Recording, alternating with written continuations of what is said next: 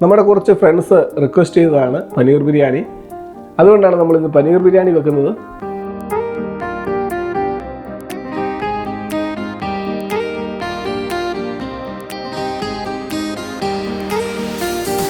Hello friends, welcome to Vanchanad kitchen. I am chef Vinoj. ഇന്ന് ഞാൻ തയ്യാറാക്കാൻ പോകുന്ന ഒരു വെജിറ്റബിൾ ബിരിയാണിയാണ്, പനീർ ബിരിയാണി. അതെങ്ങനെ തയ്യാറാക്കാം നമുക്ക് നോക്കാം. പനീർ ബിരിയാണിക്കുള്ള പനീർ നമുക്കൊന്ന് കട്ട് ചെയ്തെടുക്കാം. ബിരിയാണിക്ക് പനീർ ട്രയാങ്കിൾ ഷേപ്പിൽ കട്ട് ചെയ്യുന്നതാണ് എനിക്കിഷ്ടം. നിങ്ങളുടെ ഇഷ്ടാനുസരണം കട്ട് ചെയ്തെടുക്കാം പനീർ. ഞാൻ 1/2 കിലോ പനീറാണ് എടുത്തിരിക്കുന്നത്. പനീർ നന്നായിട്ട് കട്ട് ചെയ്തെടുത്തിട്ടുണ്ട്. ബിരിയാണിക്ക് വേണ്ടി ഞാൻ 1 കിലോ ബസ്മതി റൈസാണ് എടുത്തിരിക്കുന്നത്. നന്നായിട്ട് കഴുകി ഒരു സ്റ്റെയിനറിലിട്ട് വെക്കാം. ബിരിയാണിക്കുള്ള ഫ്രൈഡ് ഓണിയൻ തയ്യാറാക്കി എടുക്കാം. അതിനുവേണ്ടി ഞാൻ വൈറ്റ് ഓണിയൻ ആണ് എടുത്തിരിക്കുന്നത്. വളരെ തിൻ സ്ലൈസ് ആയിട്ട് കട്ട് ചെയ്തെടുക്കാം. മീഡിയം 2 വൈറ്റ് ഓണിയൻ ആണ് എടുത്തിരിക്കുന്നത്. ഓണിയൻ എല്ലാം ഒരേ കനത്തിലരിയണം.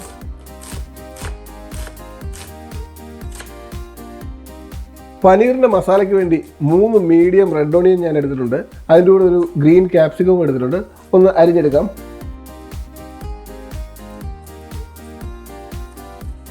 ഓണിയൻ നമുക്കൊന്ന് ഫ്രൈ ചെയ്തെടുക്കാം. ഓണിയൻ ഫ്രൈ ചെയ്യാൻ വേണ്ടി ഒരു കടായിൽ എണ്ണ ഒഴിച്ച് ചൂടാക്കി എടുക്കാം.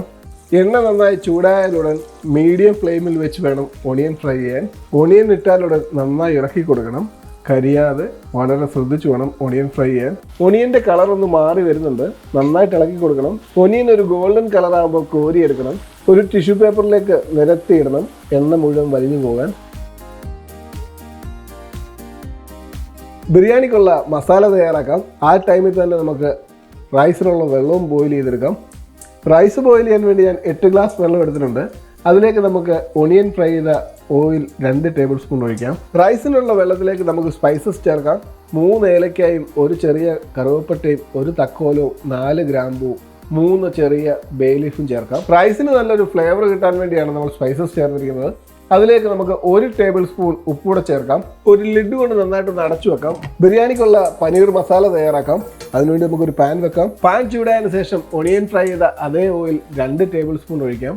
അതിലേക്ക് നമുക്ക് 1 ടേബിൾ സ്പൂൺ നെയ്യൂടെ ചേർക്കാം. ഓയിൽ നന്നായിട്ട് ചൂടായിട്ടുണ്ട്. കട്ട് ചെയ്തിരിക്കുന്ന പനീർ സ്ലൈറ്റായിട്ടൊന്ന് ഫ്രൈ ചെയ്തെടുക്കാം. നല്ലൊരു സ്മോക്കി ഫ്ലേവർ കിട്ടും. പനീർ ജസ്റ്റ് കളർ മാറിയിട്ടുണ്ട്. പനീർ നമുക്കൊന്ന് കോരിയെടുക്കാം. പനീർ ഫ്രൈ ചെയ്ത അതേ പാനിൽ തന്നെ 1 ടീസ്പൂൺ ജീരകം ചേർക്കാം. ജീരകം ഒന്ന് ചൂടായാലുടൻ എടുത്തു വെച്ചിരിക്കുന്ന സ്പൈസസ് ചേർക്കാം.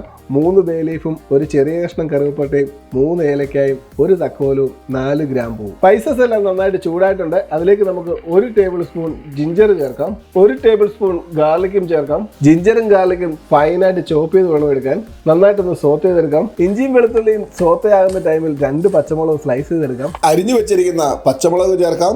ജിഞ്ചറും ഗാർലിക്കും ഗ്രീൻ ചില്ലി എല്ലാം സോത്ത് ആയിട്ടുണ്ട്. അതിലേക്ക് നമ്മൾ അരിഞ്ഞു വെച്ചിരിക്കുന്ന ഒണിയൻ ചേർക്കാം. ഒണിയൻ നന്നായിട്ടൊന്ന് സോത്ത് ചെയ്തെടുക്കാം. അതിലേക്ക് നമുക്ക് 1/2 ടേബിൾ സ്പൂൺ ഉപ്പൂടെ ചേർത്ത് കൊടുക്കാം. ഉപ്പ് ചേർത്താൽ പെട്ടെന്ന് വഴന്ന് കിട്ടും. നന്നായിട്ടൊന്ന് മിക്സ് ചെയ്യാം. റൈസിനുള്ള വെള്ളം നന്നായിട്ട് ബോയിലായിട്ടുണ്ട്. റൈസ് കൂടെ നമുക്ക് ബോയിൽ ചെയ്തെടുക്കാം. റൈസ് നമുക്കൊന്ന് അടച്ചു വെച്ച് ബോയിൽ ചെയ്യാം.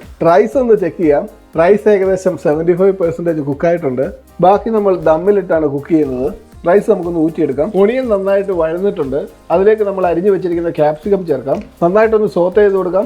ഒണിയനും ക്യാപ്സിക്കവും ഒക്കെ നന്നായിട്ട് സോത്ത് ആയിട്ടുണ്ട്. അതിലേക്ക് നമുക്ക് 1 ടൊമാറ്റോ സ്ലൈസ് ചെയ്തിടാം. നന്നായിട്ടൊന്ന് സോത്ത് ചെയ്തെടുക്കാം. ടൊമാറ്റോ നന്നായിട്ട് വഴന്നിട്ടുണ്ട്. അതിലേക്ക് നമ്മുടെ പൊടികളൊക്കെ ചേർക്കാം. 1/4 ടീസ്പൂൺ മഞ്ഞൾപ്പൊടിയും, 1 ടേബിൾ സ്പൂൺ കാശ്മീരി ചില്ലി പൗഡറും. കാശ്മീരി ചില്ലി പൗഡർ ഇല്ലാത്തവർ സാധാ ചില്ലി പൗഡർ ചേർത്താൽ മതി. ഞാനൊരു കളറിന് വേണ്ടിയാണ് കാശ്മീരി ചില്ലി പൗഡർ ചേർത്തിരിക്കുന്നത്. 1 ടേബിൾ സ്പൂൺ മല്ലിപ്പൊടിയും, 1/2 ടേബിൾ സ്പൂൺ ഗരം മസാലയും,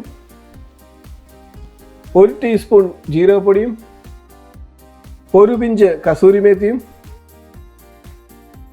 1 പിടി ഫ്രൈഡ് ഓണിയനും, അരമുറി നാരങ്ങാനീരും ചേർത്ത് മസാല നന്നായിട്ടൊന്ന് ചൂടാക്കിയെടുക്കാം.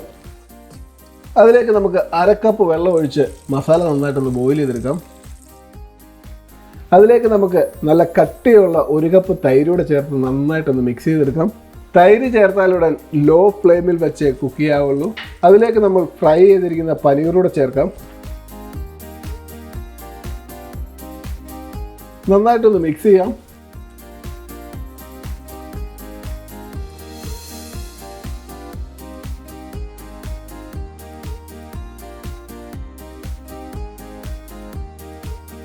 ഒരു പിടി മിന്റ് ലീഫും 1 പിടി കൊറിയാണ്ടർ ലീഫും ഫൈനായിട്ട് ചോപ്പ് ചെയ്ത് ചേർക്കാം.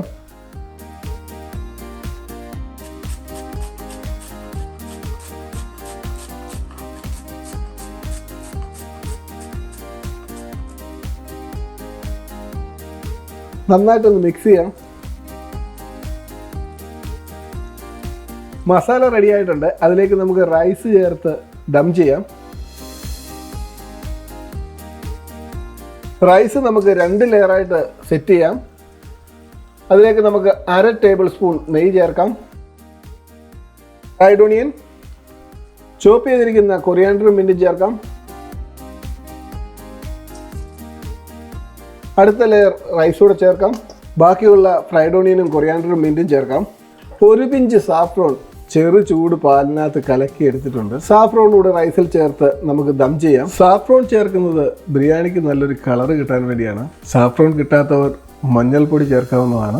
സാഫ്രോൺ ബിരിയാണിക്ക് നല്ലൊരു ഫ്ലേവറും തരും. ലിഡിൽ ഫോയിൽ പേപ്പർ നന്നായിട്ട് റാപ്പ് ചെയ്ത് എയർ ടൈറ്റ് ആയിട്ട് അടച്ചു വെക്കാം. ചെറു തീയിൽ 20 മിനിറ്റ് നമുക്ക് ദം ചെയ്യാം. 20 മിനിറ്റ് കഴിഞ്ഞിട്ടുണ്ട്. ദം ഓപ്പൺ ആക്കിയപ്പോഴേ സ്പൈസസിന്റെ ഒക്കെ സൂപ്പർ മണമാണ് വരുന്നത്. നെയ്യിൽ ഉരുകി ചേർന്ന റൈസ് ഒന്നിലൊന്ന് തൊടാതെ കിടക്കുന്ന കാണാൻ തന്നെ ഒരഴകാണ്. പനീർ ബിരിയാണി നമുക്കൊന്ന് പ്ലേറ്റ് ചെയ്യാം. ബിരിയാണിയുടെ റൈസ് മാറ്റിയെടുക്കുന്നത് ഒരു കലയാണ്. റൈസ് പൊടിയാതെ പരന്ന തവി കൊണ്ട് മെല്ലെ റൈസ് ഒരു സൈഡിലേക്ക് മാറ്റി മസാലയും സെപ്പറേറ്റ് ആയിട്ട് എടുക്കണം.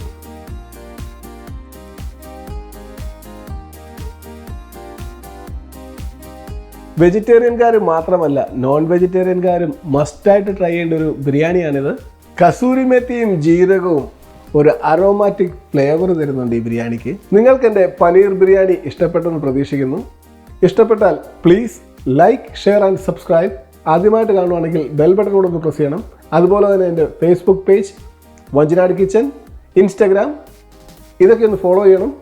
അപ്പോൾ അടുത്ത ദിവസം കിടിലൻ ഒരു വീഡിയോ ആയിട്ട് വീണ്ടും വരും. Bye today. Thank you very much.